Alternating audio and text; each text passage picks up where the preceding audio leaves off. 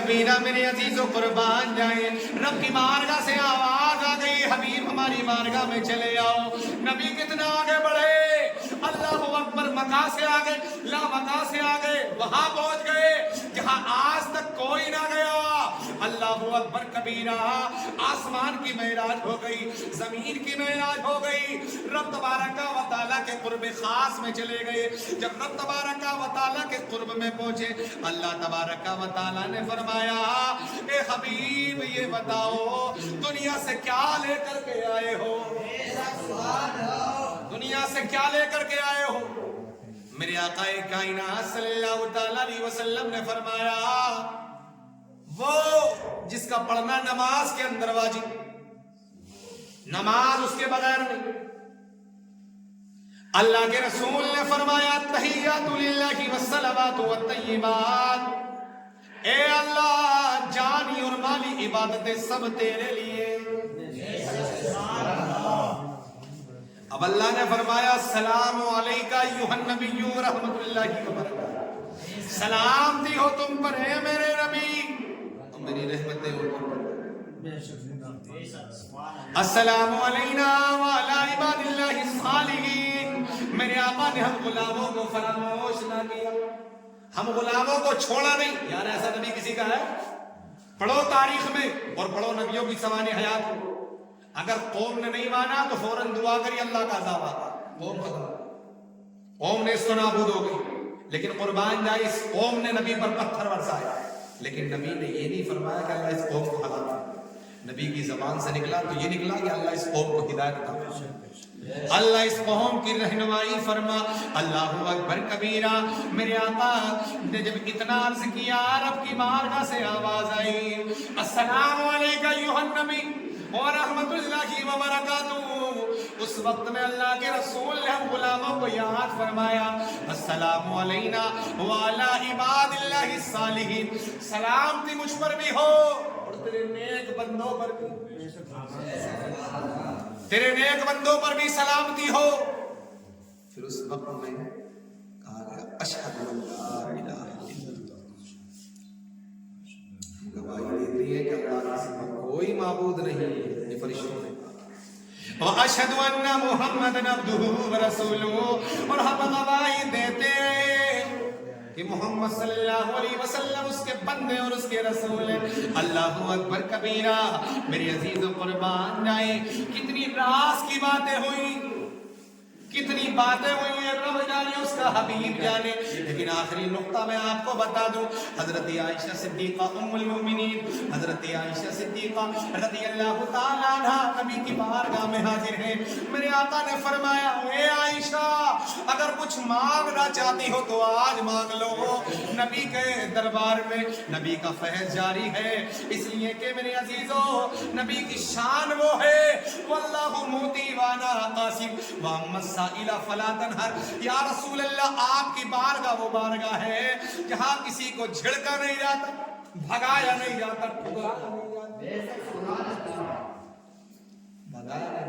اللہ کے رسول نے فرمایا، اے عائشہ کچھ مانگنا چاہتی ہو تو مانگ۔ اگر کسی چیز کی چاہتے ہیں نا تو یہی کہیں گے کہ اللہ دولت ہی دیتے، بس سارے کام، سارے دکھ درد ہی ختم۔ لیکن قربان جائیں، حضرت عائشہ صدیقہ رضی اللہ تعالیٰ عنہا نبی کی بارگاہ میں عرض کرتی، یا رسول اللہ میں اپنے والد سے مشورہ کرنا چاہتی ہوں، اور والد بھی کون ہے؟ نیک لوگوں کے سردار۔ حضور کے بعد میں اگر کسی کا مرتبہ ہے تو حضرت ابو بکر صدیق رضی اللہ تعالیٰ۔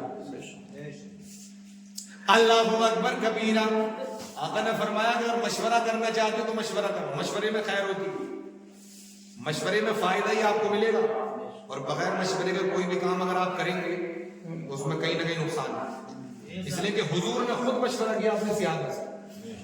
اللہ اکبر کبیرہ، میرے عزیز قربان جائیں، یہ اپنے والد کی بارگاہ میں پہنچ گئی اور عرض کرتی، ابا جان آقا نے فرمایا ہے اگر کچھ مانگنا ہو تو مانگ لو۔ اے عائشہ کیا مانگنا چاہتی ہو؟ عرض کرتی ابا جان میں تو نہیں جانتی کیا مانگوں، آپ مجھے مشورہ دے دیں میں کیا مانگوں۔ اللہ اکبر کبیرہ، میرے آقا کائنات صلی اللہ علیہ وسلم کے یار غار حضرت ابو بکر صدیق رضی اللہ تعالی عنہ نے فرمایا اے عائشہ معراج کی رات میں اللہ کے رسول علیہ الصلوۃ والسلام رب کی بارگاہ میں گئے تھے۔ رب تبارک و تعالی اور حبیب کے درمیان میں جو راز و نیاز کی باتیں ہوئی تھی ان رازوں میں سے ایک راز کے بارے میں پوچھو،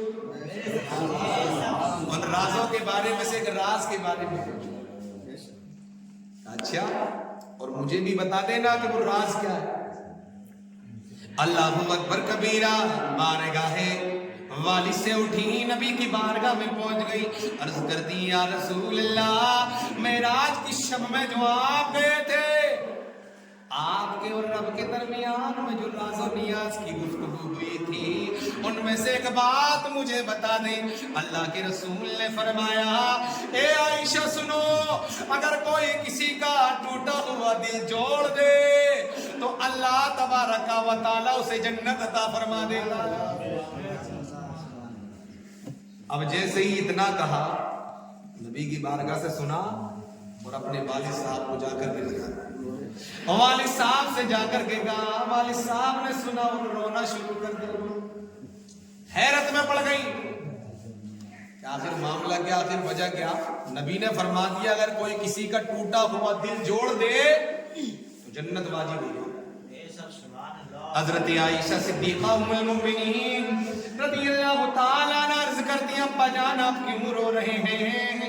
حضرت ابو بکر صدیق فرماتے ہیں اے عائشہ تم نے حدیث کا ایک رخ دیکھا ہے، اگر کوئی کسی کا ٹوٹا ہوا دل جوڑ دے تو اس کے لیے جنت واجب ہو جاتی ہے، اگر کوئی کسی کا دل توڑ دے اس کا حال کیا ہوگا؟